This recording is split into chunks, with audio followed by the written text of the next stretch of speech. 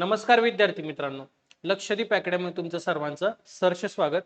मित्रांनो, मागील लेक्चरला आपण 1 ते 25 पर्यंत मराठी व्याकरणाचे प्रश्न बघितले होते.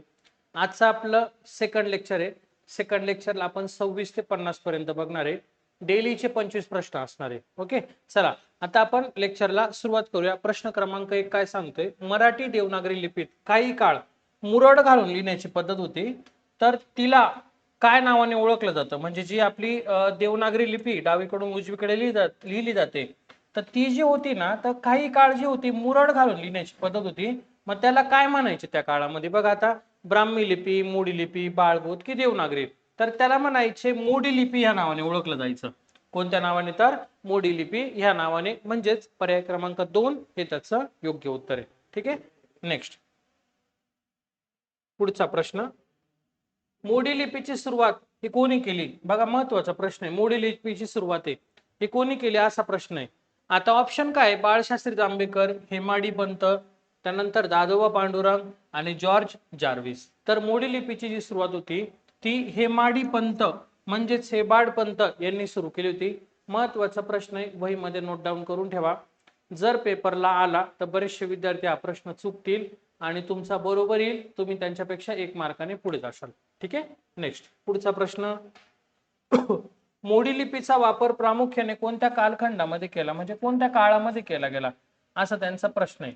कोणत्या काळात केला गेला? ओके, 10व्या शतकापासून ते 15व्या शतकापर्यंत, 13व्या पासून 20व्या पर्यंत, 15व्या पासून 18व्या पर्यंत आणि 8व्या पासून ते 12व्या शतकापर्यंत. तर याचं योग्य उत्तर काय असणार आहे? बघा, 13व्या शतकापासून ते 20व्या शतकापर्यंत ह्या मोडी लिपीचा प्रामुख्याने वापर केला गेलेला आहे. कधी केलाय? लक्षात घ्या, 13व्या शतकापासून ते 20व्या शतकापर्यंत मोडी लिपीचा प्रॉपरली याच्यामध्ये वापर झालेला आहे. ठीक आहे, नेक्स्ट. आता बघा, जे विद्यार्थी मराठी व्याकरणचा अभ्यास करतात परंतु त्यांना समजतच नाही की अभ्यास कसा करावा, किंवा त्यांना पुस्तकी भाषा लवकर लक्षात येत नाही, तर अशा विद्यार्थ्यांसाठी आपण एकदम सोप्या भाषेत मराठी व्याकरण शिकवलेलं आहे. किती रुपयामध्ये शिकवलं असेल? फक्त 19 रुपये. काही विद्यार्थ्यांचा विश्वास नाही बसत, हे खरंच 19 रुपये का? 100% खरंच 19 रुपयेच आहेत, बरोबर ना? खूप साऱ्या विद्यार्थ्यांना या बॅचचा फायदा झालेला आहे. खूप साऱ्या विद्यार्थ्यांचे स्कोर वाढलेले आहेत ह्या बॅचमुळे. एका दिवसाची फी का? नाही, अजिबात नाही. एका दिवसाची नाही, ही फी आहे 6 महिन्याची. एकदाच 19 रुपये दिले की 6 महिने कालावधी असेल, अनलिमिटेड व्ह्यू. तुम्ही एक व्हिडिओ एकदा बघा, 1000 वेळा बघा, तुम्हाला जेवढा बघायचा तेवढा बघा. सोप्या भाषेत शिकवलेले, मी स्वतः शिकवलेले, त्यामुळे काही काळजी करू नका, बिंदास तुम्ही बॅच करू शकता. बरोबर, तुमच्या मित्रांना पण सांगा, व्हिडिओ शेअर करा जास्तीत जास्त विद्यार्थ्यांपर्यंत, म्हणजे माझं त्या मेहनतीचं काहीतरी मला फळ भेटणार आहे. ओके, तर ज्या विद्यार्थ्यांना बॅच घ्यायची अशा विद्यार्थ्यांनी बघा, हा माझा नंबर आहे 8329603029. ह्या नंबरला मला व्हॉट्सअपला हाय मेसेज करा, नाहीतर डिस्क्रिप्शन बॉक्स मध्ये ऍपची लिंक आहे, ऍप डाउनलोड करा, पोलीस भरती फोल्डर मध्ये जा, तिथे तुम्हाला ही बॅच भेटणार आहे. नाही समजलं तर हा माझा नंबर आहे. ओके, चलो नेक्स्ट. पुढचं बघा, देवनागरी लिपीच्या लेखन पद्धतीला काय म्हणतात? वर्णमाला म्हणतात, अबुगिडा लेखन पद्धती म्हणतात, चित्रलिपी म्हणतात, अक्षरात्मक पद्धती असं म्हणतात. तर बघा, देवनागरी लिपीची जी पद्धत आहे ना, तर त्या पद्धतीला म्हणायचं अबुगिडा. अबुगिडा लेखन पद्धती असं म्हणायचं. पर्याय क्रमांक 2 ते त्याचं योग्य उत्तर असणार आहे. हे सगळे IMP प्रश्न आम्ही स्वतः तयार केलेले आहेत. ओके, योग्य विधान ओळखायचं आता आपल्याला, म्हणजे कोणतं विधान बरोबर आहे. गंगाधर शास्त्री फडके यांनी पहिलं मुद्रित व्याकरणाचा मान जातो. दादोबा पांडुरंग तर्खडकर यांना मराठी व्याकरणाचे पाणिनी तसेच आद्य व्याकरण करते असे देखील म्हणतात. मग आता जरा MPSC पॅटर्न येऊ शकतो पेपरला, त्यानुसार आपण पेपरचे प्रश्न पण सेट करतोय. बघा, अ ब चूक, अ आणि ब बरोबर, त्याच्यानंतर दोन्ही चूक आणि दोन्ही बरोबर. तर याचं योग्य उत्तर काय आहे? हे दोन्ही पण बरोबर आहे. हे दोन्ही पण कसे तर बरोबर आहेत. कशावरनं? तर गंगाधर शास्त्री फडके यांना पहिल्या मराठी मुद्रित व्याकरणाचा मान जातो आणि दादोबा पांडुरंग तर्खडकर यांना मराठी भाषेचे पाणिनी असे म्हणतात. म्हणजे अ पण बरोबर आहे आणि ब पण कसं असणार आहे? बरोबर असणार आहे. विधान दोन्ही पण बरोबर. ठीक आहे, नेक्स्ट पुढचा प्रश्न. व्याकरण लेखनाचे खालील प्रकार कोणते आहे? बघा, व्याकरणाचे प्रकार कोणते? आदेशात्मक आहे, त्याच्यानंतर बघा वर्णात्मक आहे, ऐतिहासिक आहे आणि तौलानिक आहे. तर आता यामधले कोणकोणते येतील? मराठी व्याकरणाचे आदेशात्मक हा एक प्रकार आहे, वर्णात्मक हा एक प्रकार आहे, ऐतिहासिक हा देखील प्रकार आहे आणि तौलानिक हा देखील प्रकार आहे. म्हणजेच काय, तर पर्याय क्रमांक 3 हे त्याचं योग्य उत्तर आहे. वरीलपैकी सर्व बरोबर, वरीलपैकी सर्व बरोबर हा त्याचा योग्य आन्सर असणार आहे. ठीक आहे. नेक्स्ट बघा, भाषा म्हणजे काय? बोलणे, विचार व्यक्त करण्याचं साधन, लिहिणे आणि संभाषणाची भाषा. तर भाषा म्हणजे काय असतं?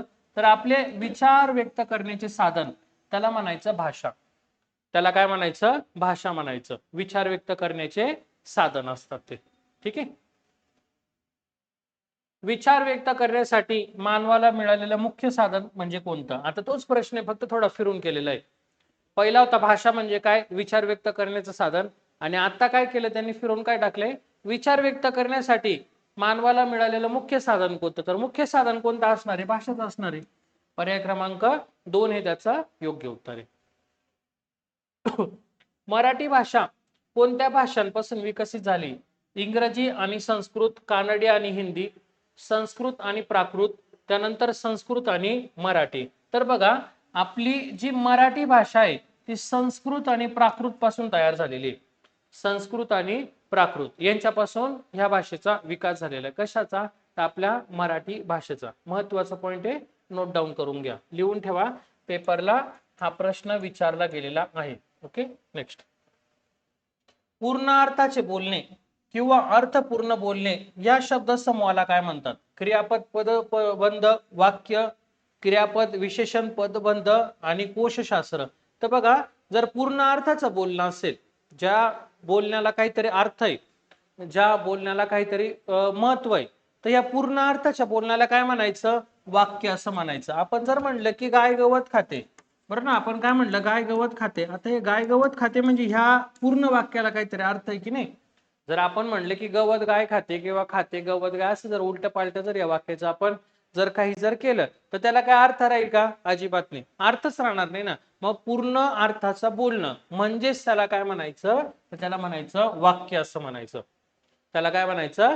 वाक्य असं. ओके. नेक्स्ट बघा, क्रियापदाला केव्हा, कोठे, कसा असे प्रश्न विचारल्यास उत्तर देणारा शब्द कोणत्या प्रकारामध्ये येतो? म्हणजे जे क्रियापद असतं आणि त्या क्रियापदाला जर आपण प्रश्न केला केव्हा, कोठे, कसा, किती वेळा, किती प्रमाणात, आणखीन 2 ऍड करून देतो मी तुम्हाला. ठीक आहे. किती वेळा आणि किती प्रमाणात, किती प्रमाणात असे जर आपण जर हे केलं तर त्याला आपल्याला भेटतं क्रियाविशेषण. कोणत्या प्रकारामध्ये जातं? ते क्रियाविशेषणामध्ये जातं. ठीक आहे. क्रियापदाला काय प्रश्न केला जातो? केव्हा, कोठे, कसा, किती वेळा, किती प्रमाणामध्ये. उत्तर काय असणार आहे? क्रियाविशेषण. ठीक आहे. नेक्स्ट, शब्दांचा अभ्यास करणाऱ्या शास्त्राला काय म्हणायचं? शब्दांचा अभ्यास करणारे रूपविमशास्त्र, त्यानंतर कोशशास्त्र, वाक्यशास्त्र, विचार आणि भाषा शास्त्र. तर याचं योग्य उत्तर काय असणार आहे? कोशशास्त्र.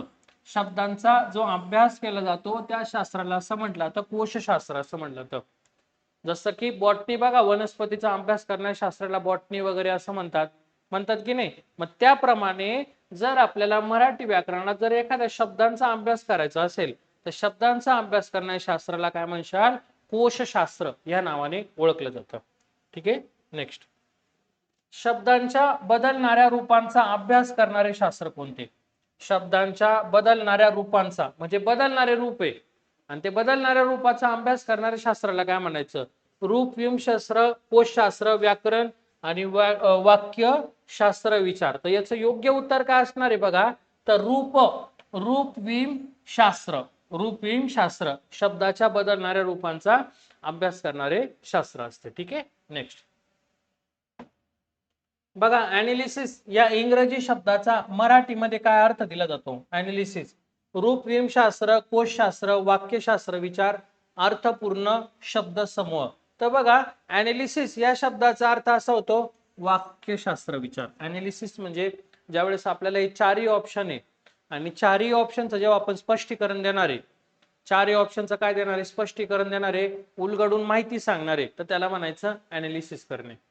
त्याला काय म्हणायचं? ऍनालिसिस म्हणजे मराठीमध्ये काय म्हणतात? वाक्यशास्त्र, विचार म्हणायचं. ठीक आहे.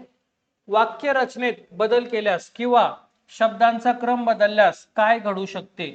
बघा, वाक्याचा अर्थ तोच राहतो, वाक्याचा अर्थ सुद्धा बदलू शकतो, वाक्य क्रियापद पदबंध बनते, वाक्यावर कोणताही परिणाम होत नाही. तर याचं योग्य उत्तर काय असणार आहे? तर बघा, वाक्याचा अर्थ सुद्धा बदलू शकतो. वाक्याचा अर्थ सुद्धा बदलू शकतो. बदलू शकतो का? हो ना. बघा, वाक्याच्या रचनेत जर बदल केला किंवा शब्दांचा क्रम जर आपण बदल केला तर 100% वाक्याचा अर्थ बदलणार आहे, बदलेल ना. पण त्यानुसार आहे. पर्याय क्रमांक 2 हे त्याचं काय असणार आहे? योग्य उत्तर असणार आहे. ठीक आहे. नेक्स्ट, आपल्या तोंडावाटे निघणाऱ्या मूलध्वनींना आपण काय म्हणतो? अक्षर, वर्ण, पद आणि वाक्य. बघा, आपल्या तोंडावाटे निघणारे जे मूलध्वनी असतात, म्हणजे मी तुमच्याशी जे चर्चा करतोय, मी तुमच्याशी जे बोलतोय, जे तुम्ही हे मराठी व्याकरणाचे प्रश्न बघताय, बोलत असताना जे काही वर्ण विचार बाहेर पडतात, जे मूलध्वनी बाहेर पडतात, त्याला म्हणायचं वर्ण. त्याला काय म्हणायचं? वर्ण असं म्हणायचं. आपल्या मुखावाटे जे मूलध्वनी बाहेर पडतात त्याला तुम्ही काय म्हणशाल? वर्ण असं म्हणणार आहे. ठीक आहे. नेक्स्ट, व्याकरण हे भाषा शुद्ध करणाऱ्या प्रयोजनाला बांधलेले आदेशात्मक शास्त्र आहे असे मत कोणत्या व्याकरणकाराने प्रथम मांडलेलं होतं? दादोबा पांडुरंग तरखडकर, विष्णू शास्त्री चिपळूणकर, राबी गुंजीकर आणि मोरोकेशव दामले. तर व्याकरण हे भाषा शुद्ध करणाऱ्या प्रयोजनाला बांधलेले आदेशात्मक शास्त्र आहे असं मत कोणी मांडलं होतं? दादोबा पांडुरंग तरखडकर यांनी मांडलं होतं. पर्याय क्रमांक 1 हे त्याचं काय असणार आहे? योग्य उत्तर असेल. ठीक आहे. नेक्स्ट, डॉक्टर हिरेमठ व डॉक्टर गोविलकर यांनी भाषेचे मूलभूत घटक कोणते मानले? वर्ण, ध्वनी, शब्द आणि अक्षर. तर ते कोणते मूलभूत घटक असणार आहे? हिरेमठ आणि गोविलकर यांनी ध्वनी जे आहे, ध्वनी यांना भाषेचे काय मानलंय? तर मूलभूत घटक मानलेले आहे. भाषेचे काय मानले? तर मूलभूत घटक मानलेले. ठीक आहे. नेक्स्ट, आवाजाच्या किंवा ध्वनीच्या वर्णाच्या प्रत्येक पूर्ण उच्चारात खुणेला काय म्हणायचं? वर्ण म्हणायचं, स्वन म्हणायचं, व्यंजन म्हणायचं की अक्षर म्हणायचं? तर बघा, आवाजाच्या किंवा ध्वनीच्या वर्णांच्या प्रत्येक पूर्ण उच्चारलेल्या खुणेला काय म्हणायचं? अक्षर असं म्हणायचं. त्याला काय म्हणायचं? अक्षर असं म्हणायचं. ठीक आहे. पर्याय क्रमांक 4 हे त्याचं योग्य उत्तर असणार आहे. ठीक आहे. समजत असेल तर नक्की कमेंट करा. कमेंट केल्याने एक पॉझिटिव्ह एनर्जी येते, काम करण्याची इच्छाशक्ती वाढते चांगली. आणि व्हिडिओ जास्तीत जास्त विद्यार्थ्यांपर्यंत शेअर करा. 50 घ्यायचे आपल्याला, बाकी आणखी. व्यंजने पाय मोडून लिहिण्याच्या पद्धतीला काय म्हणायचं? व्यंजने पाय मोडून लिहिल्यास ती काय असतात? अक्षरे असतात, वर्ण असतात, शब्द असतात की स्वर असतात? महत्वाचं हा. ज्यावेळेस व्यंजने असतात, व्यंजने, आणि ह्या व्यंजनांचा आपण असा पाय मोडला जातो. आता क हा व्यंजन आहे, बरोबर ना? मग याला काय म्हणायचं रे? याला म्हणायचं वर्ण म्हणायचं. याला काय म्हणायचं? वर्ण. पण ह्या क मध्ये ज्यावेळेस आपण अ मिसळला जातो त्यावेळेस तयार काय होतो? तुमचा क तयार होतो. ज्यावेळेस आता हा पाय मोडलाय म्हणून हा वर्ण आहे, पण क मध्ये जेव्हा मी रस वही मिळले जाते तेव्हा की तयार होतं, तेव्हा त्याला अक्षर असं म्हणायचं. हे दोघं अक्षर आहे आणि हे दोघं काय तर वर्ण आहेत. हे दोघं काय तर वर्ण आहे. व्यंजन पाय मोडून लिहिले असताना काय म्हणणार तुम्ही? वर्ण असं म्हणणार आहे. ठीक आहे. नेक्स्ट, शब्दाला जे लिंग, विभक्ती, वचन, आख्यात, पुरुष यानुसार जे प्रत्यय लागतात त्यांना काय म्हणतात? सामान्य प्रत्यय म्हणतात, विभक्तीचे प्रत्यय, चरम प्रत्यय आणि मूळ प्रत्यय म्हणतात. तर मग यांना काय म्हणायचं रे? चरम प्रत्यय म्हणायचं. चरम प्रत्यय शब्दाला लिंग, विभक्ती, वचन, आख्यात, पुरुष यानुसार जे प्रत्यय लागतात त्यांना तुम्ही काय म्हणणार आहे? चरम प्रत्यय असं म्हणणार आहे. चरम प्रत्यय. ठीक आहे. झाले आपले 4 प्रश्न बाकी आहे. शब्दांच्या मूळ रूपाला व्याकरणामध्ये काय म्हणतात? शब्दांच्या मूळ रूपाला काय म्हणायचं?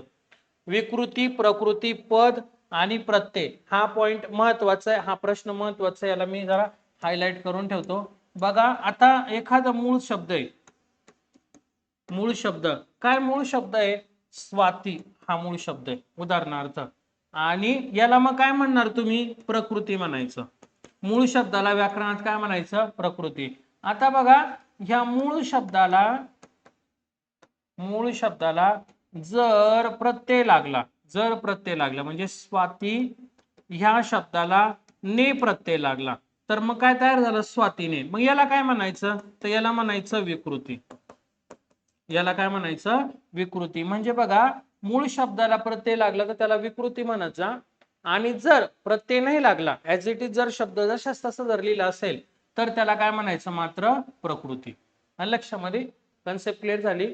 प्रकृती आणि विकृती दोन्ही पण. हा प्रश्न टॅक्स असिस्टंटला विचारलेला होता की व्याकरणात मूळ शब्दाला काय म्हणतात, तर व्याकरणात मूळ शब्दाला प्रकृती असं म्हणतात. ठीक आहे. नेक्स्ट बघा खालीलपैकी कोणते विधान बरोबर आहे. ध्वनी हे स्थिर व बद्ध असतात तर वर्ण हे जिवंत व प्रवाही असतात. ध्वनी हे जिवंत व प्रवाही असतात तर वर्ण हे स्थिर व बद्ध असतात. आणि वर्ण आणि ध्वनी दोन्ही पूर्णपणे कृत्रिम असतात. अक्षरांचा पाय नेहमी मोडून लिहिला जातो. तर यामध्ये आपल्याला काय म्हणलंय बघा, योग्य विधान कोणतं बरोबर आहे. तर यामध्ये ध्वनी हे जिवंत प्रवाही असतात तर वर्ण हे स्थिर आणि काय असतात तर बद्ध असतात. पर्याय क्रमांक 2 हे त्याचं योग्य उत्तर आहे. मराठी भाषा लिपी कोणत्या नावाने ओळखली जाते. मराठी भाषा, तर बघा मराठी भाषा जी आहे ती आपली देवनागरी लिपीने ओळखली जाते. हा तर बरोबर असणार आहे. त्यानंतर तिलाच बाळबोध म्हणतात. आता बाळबोध का म्हणतात याचं उत्तर 2 आहे. बाळबोध का म्हणतात, कारण आपली जी मराठी भाषा आहे ती एवढी सोपी की लहान बाळांना सुद्धा अगदी समजू शकते. सोप्या भाषेत समजू शकते. जसं तुम्हाला समजतंय मराठी व्याकरण त्याप्रमाणे त्यांना सुद्धा समजू शकते लहान मुलांना. म्हणून देवनागरी लिपीला बाळबोध लिपी ह्या नावाने देखील ओळखलं जातं. ब आणि क हे दोन त्याचे काय असणार आहे बरोबर असणार आहे. आणि आजच्या याच्यामधला आपला शेवटचा प्रश्न बघा, खालीलपैकी कोणती भाषा नैसर्गिक नाही म्हणलेलं आहे. नैसर्गिक नाही. नैसर्गिक काय असतं, तर नैसर्गिक जे असतं नॅचरल, त्याच्यामध्ये काही कृत्रिम वगैरे काही नसतं, मानवाने काही ठरवलेलं नसतं. आता ही पानांची सळसळ आहे हे नैसर्गिक आहे. नदीची खळखळ नैसर्गिक आहे. पक्ष्यांचे आवाज नैसर्गिक आहे, नॅचरल आहे. टंकलेखन म्हणजे आपण काय करतो रे, तर टंकलेखन म्हणजे आपण टाईप करतो. टंकलेखन म्हणजे आपण काय करतो टाईप करतो. मग टंकलेखन कोणती झाली, तर टंकलेखन झाली तुमची कृत्रिम भाषा झाली. कोणती आली तर कृत्रिम गटामध्ये गेली. ठीक आहे, समजलं. अशा प्रकारे आजचं सेशन आपलं हे पूर्ण झालंय. नवीन असाल तर चॅनलला सबस्क्राईब करायला मात्र विसरू नका. सर्वांनी लाईक करा आणि एक चांगली कमेंट करा. चला लवकरच आपण पुढील सेशनला भेटूया. धन्यवाद.